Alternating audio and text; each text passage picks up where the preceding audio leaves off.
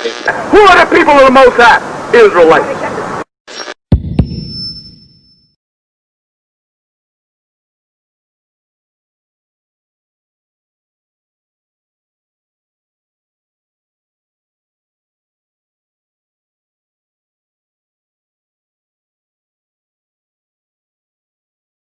All right, shalom.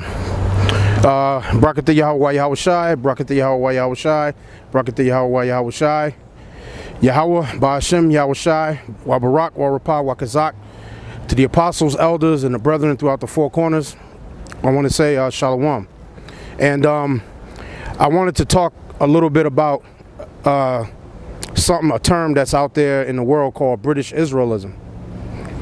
And the term British Israelism basically deals with the fact of the so-called white man trying to say that they go back to the line of that they go back to the 10 lost tribes of Israel, which is total bullshit, because according to the history in the Bible, the tribes came across here to the Americas in 724 BC.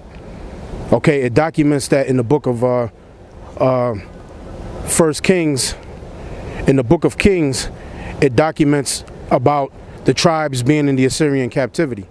And then in the Apocrypha, it speaks about how under the Assyrian captivity, the 10 tribes left from under the Assyrians, and they came to a land where mankind never dwelt. At the moment, there are only two ways of reaching it. By sea, sailing around the African continent. The journey takes a year. Or by land. But the Turks have closed this route to all Christians. There is a third way. By sailing west across the ocean sea. The distance is unknown. It's said to be infinite.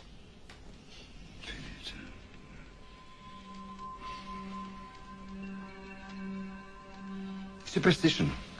I believe the Indies are no more than 750 leagues west of the Canary Islands. How can you be so certain?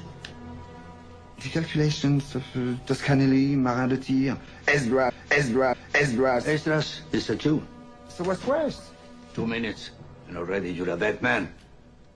For telling the truth? Yes. We are burning people for less. So Esau has a term.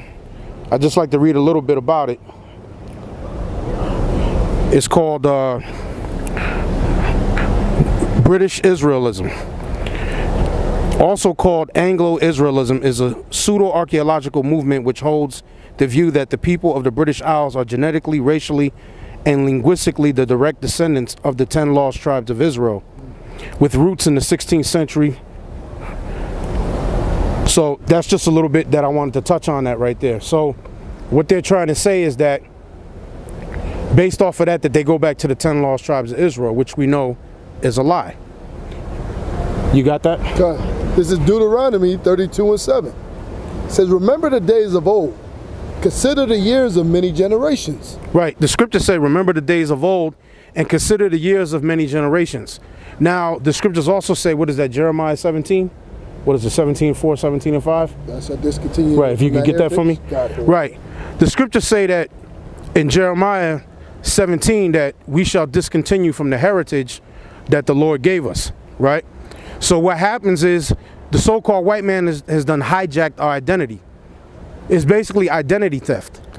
And now the thing with British Israelism, where really the roots of it go back to, where I wanted to veer off and go into and speak about a little bit, was the Greek poet named Homer, around 750 BC, wrote a poem called the Iliad, which spoke about, it talked about the war, the 10-year war, which is known as the Trojan War. Now this 10-year war, some scholars say it was from 1194 BC to 1184 BC. Some say 1191 BC to 1181 BC. The significance of me making mention of the Trojan War is because later on, the people who survived the Trojan War were the ones that eventually went and set up Great Britain, or set up what we know today as Britain. And the word Britain basically means covenant man or man of the covenant. Now, the men of the covenant are Israelites. And it's not the so-called white man. But now going back to the Trojan War, Homer in his poem, the Iliad, documents the last, you could say, maybe say 2 months of that 10-year war. The war was sparked on by, you had King Priam, who was the king of the Trojans, and I believe it was his son Paris, the younger son, and he had his son Hector. Paris had committed adultery with Helen, who was the wife of the king of Sparta at that time, who was Menelaus, who was the brother of Agamemnon. Agamemnon was the king of the Greeks, and Menelaus was the king of Sparta, and his woman was Helen. Paris brought Helen to Troy, and he had committed adultery with her, thus the Trojan War begins. But now the hierarchy of the Trojans goes back to a group of people known as the Dardanians. Now, who are the Dardanians is the question. The Dardanians, I'm gonna go into the Bible. Now we're gonna go into the Bible. Give me the book of Genesis 38:27 down to 30. And then after that, I'm gonna need the book of Deuteronomy what? Give me Genesis 38:27 to 30. Okay, let me close this up because I ain't gonna really need this. Genesis 37. Genesis 38 verses 27 and 30. Gotcha. Because when you go into it and when you check it out, the descendants of the hierarchy of the Trojan Empire went back to the Dardanians. Now, the Dardanians, that name Darda, what does it go back to? Now we're going to read here in the Bible. This is Genesis 38:27. And it came to pass in the time of her travail that, behold, twins were in her womb. And it came to pass when she travailed that one put out his hand, and the midwife took and bound upon his hand a scarlet thread. Right. This is dealing with the patriarch Judah. See, the patriarch Judah, this is dealing with the woman Tamar. When you read the story, he had 3 other sons previous to what he's reading right now in Genesis. You had and Onan, and there was another son which I forget his name. And the Lord killed both of those sons. Judah promised Tamar a son that she was supposed to marry. Judah kind of forgot about her and left her out there. So then Tamar dressed herself up as a harlot, waited by the road, and basically she tricked Judah into popping her and laying a seed in her. Yep. And then when it was found out that it was her, Judah said, hey, you've been more righteous than me, because he had promised her a son. But nevertheless, the child that he had with her, he actually had 2 sons with this woman Tamar. And that's what he's reading about. Go ahead. And the midwife took and bound upon his hand a scarlet thread, saying that this came out first. And it came to pass that he drew back his hand, and that, behold, his brother came out. Right. So what happened was Tamar was pregnant with twins. So the first son, his hand came out, and they put a scarlet rag around his hand to show that he was the firstborn. But just his hand came out. But then the other brother, whose name is Pharez, which I believe means breach in the Hebrew, he just jumped the gun and he just came out. So Pharez actually was the firstborn instead of the son who was going to come out next, which is Zara, who had the red scarlet. It's going to explain around his hand. Go ahead. And his brother came out, and she said, how hast thou broken forth? This breach be upon thee. Therefore his name was called Pharez. Right, his name was called Pharez because of the breach. This breach be upon thee. And afterward came out his brother, and afterward came out his brother that had the scarlet thread upon his hand, and his name was called Zerah. Right, and his name was called Zerah. So these are the 2 sons that Judah had with the woman Tamar. Now, the name of Dardanus, or the Dardanians, it actually goes back to a son that Zerah had. Now read on. It might be a little bit more there. What verse is that? That was the last on the 30. Now give me the book of 1 Chronicles 2 verses 3 to 8. because that name Dardanus in history, when you search it out, some people try to say that the actual man Dardanus came from a place called Samothrace, and but most people concur that it's going back to the sons that came out of Zara in the Bible. That's what most of the scholars concur at. Now, what does it say there in Chronicles? First Chronicles, the sons of Judah. Right. First Chronicles 2 and 3.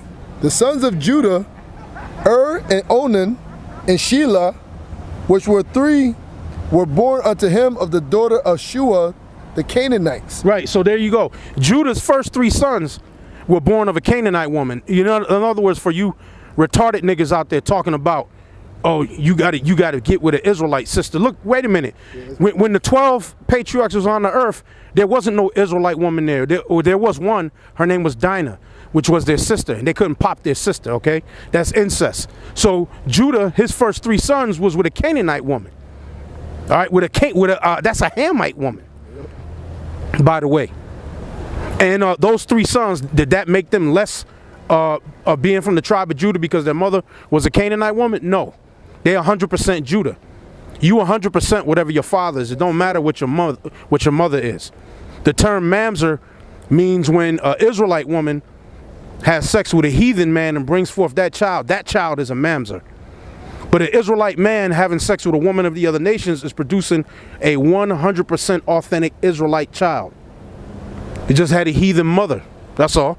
Yeah, that's why they call this the testicles the family stones. Right. Or jewels. They're called the family jewels for a reason. They ain't talking about a woman's breasts or her ovaries. A man's balls are known as the family jewels. It says, and the firstborn of Judah, was evil in the sight of the Lord, and he slew him. And Tamar, his daughter-in-law, bare him Pharez and Zerah. All the sons of Judah were 5. And the sons of Pharez, Hezron, and Hamul, and Heman, and Calcol, and Dara. Right, and Dara. That name, Dara, right there. And the sons of Zerah, Dara. Now, I believe you got the Bible dictionary in your hand. Could you look up the word Dara? D-A-R-A, there in the Bible dictionary. See what it says there? Because I'm backtracking and going through this because it's gonna lead somewhere. Pardon me. Kind of found it. Dara, or Darda. Right, Dara or Darda. D-A-R-D-A. Because, go ahead. A member of the noted family of wise men, either son of Mahol, 1 Kings 4 and 31, or Zorah, 1 Chronicles 2 and 6. Right. Or Zorah, 1 Chronicles 2 and 6. All right. So now I want to read something else. I want you to give me the book of 1 Kings 4 and 31. Gotcha. 1 Kings 4 and 31. 1 Kings 4 and 31. For he was wiser than all men, than Ethan, the Ezrahite, and Heman, and Calcol, and Darda, the sons of Mahol. Right, and Darda, the sons of Mahol. Now these were Solomon's brethren out of the line of Zerah, because Solomon, King Jesse, David, Solomon came out of the line of Pharez, right? But now out of the line of Zara came all these other sons. Read the names again. Okay. For he was wiser than all men, than Ethan, the Ezrahite, and Heman, and Calcol, and Darda, the son of Mahol, and his fame was in all nations round about. Right. Those men right there from the sons of Zara were Solomon's chief wise men that he took counsel with these men. Of the sons of Zara is who Solomon seek counsel with. And then when you go to Matthew's the 1st chapter, if we can get Matthew's the 1st chapter.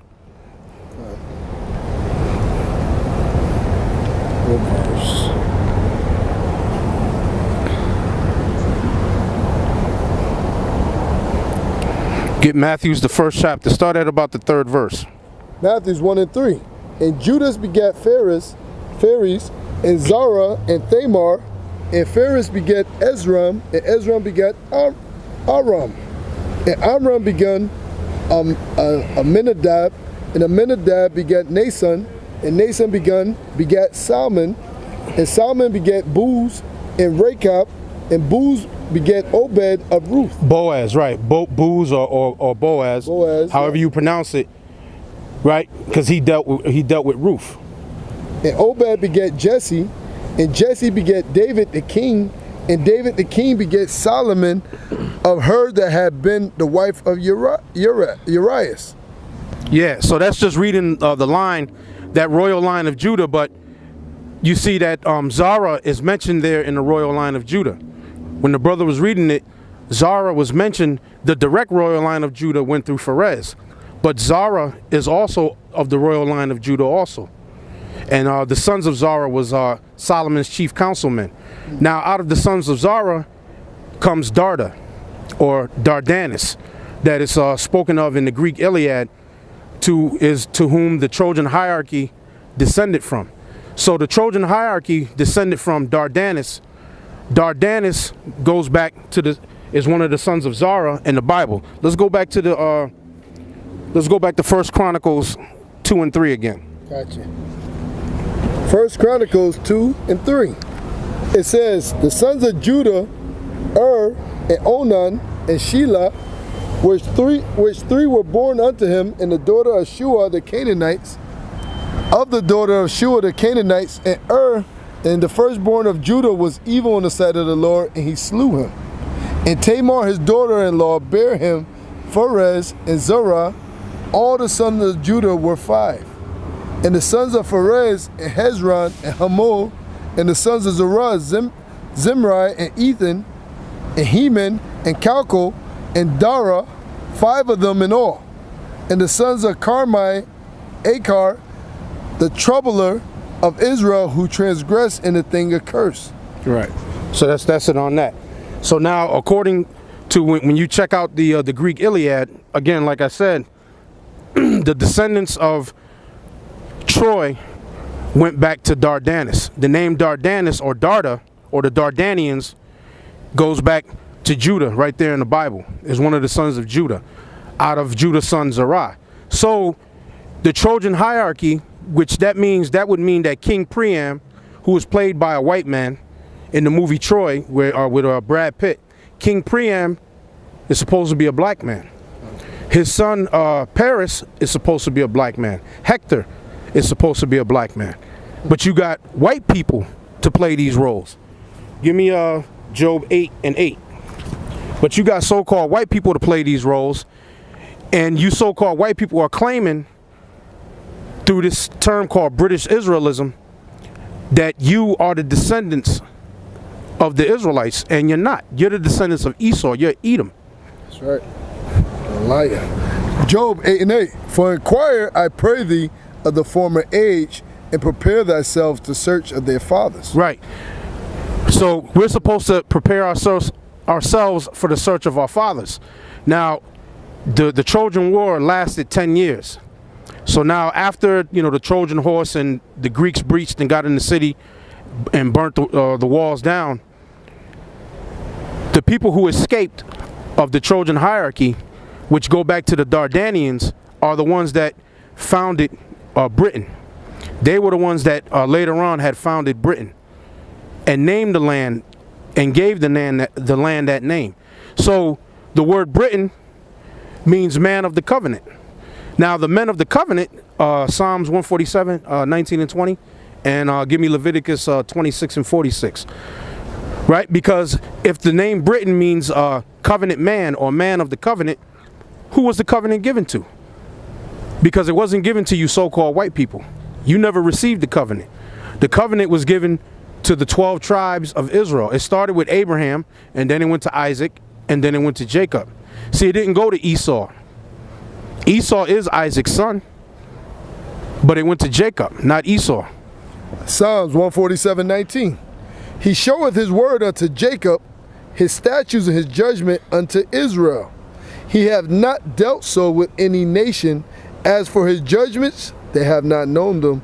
Praise ye the Lord. Give me Leviticus 26 and 46. Right? He showeth his word unto Jacob, his statutes and his judgments unto Israel. He hath not dealt so with any nation. Right? The Lord have not dealt so with any nation. So again, the land of Britain, which means covenant man or man of the covenant, the only men who received the covenant are the men of Israel. You Edomites didn't receive the covenant. This is Leviticus 26 and 46. These are the statutes and judgments and laws which the Lord made between him and the children of Israel in Mount Sinai by the hand of Moses. Look at that. These are the laws, statutes, and judgments which the Lord made between him and the children of Israel in Mount Sinai by the hand of Moses. So now, with this term, British Israelism, you also use that term to say that the kings of England descended directly from King David and King Solomon, that they were Judah. The kings of England did go back to King David and King Solomon, but not through you so-called white people. Because the scriptures say this. Give me Jeremiah 14 and 2. The scriptures say this about the tribe of Judah. By the way, this brother reading, he's from the tribe of Judah. Take a good look at him. This is Jeremiah 14 and 2. Judah mourneth, and the gates thereof languish. They are black unto the ground, and the cry of Jerusalem is gone up. Now the scripture says there in the Bible, Judah mourneth, and the gates thereof languish. They are black unto the ground, and the cry of Jerusalem has gone up. Now in the Hebrew, the way that Yiddish that you so-called Jews speak, it would say Kodadu la'aretz, which means dark unto the earth, right? Or in the right way, Kodarwa la'arataza, okay? Dark unto the earth. Now it says the tribe of Judah is dark unto the earth. Now if you get some dirt over here, right, and you look at it, well, you know, the grass is covering it right now. You can see it right there. You can see it. You can pretty much see it a little bit there. Look at the brother's hand and look at the dirt.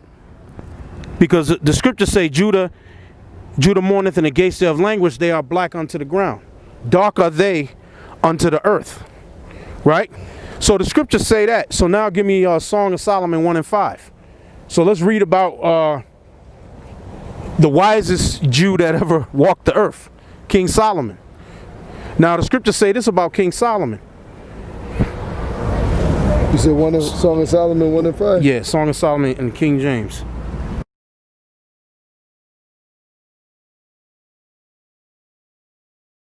Oh, okay. 5. Oh, okay. Yeah. So we're going to read this to show you what the Bible says that Judah looks like. Because it's damn sure it's not you so-called white people. So there's no way in hell that you can claim to be the descendants of somebody with this falsehood that you've been spreading for, hell, the past what 500 years since we went down. Because during the Dark Ages or the Middle Ages, black people were ruling. And there's all kinds of information out there. Hell, even one of your founding forefathers, Benjamin Franklin, in 1751, when he penned that essay, he was complaining in the essay that all these other lands out there, he spoke about Asia, he spoke about Spain, I believe he mentioned Portugal, he talked about Germany, that all these different lands was full of nothing but black people. And this was in 1751. Benjamin Franklin was complaining about the fact that all of these lands, European lands by the way, were full of black people. Not you damn so-called white people. He was complaining about it.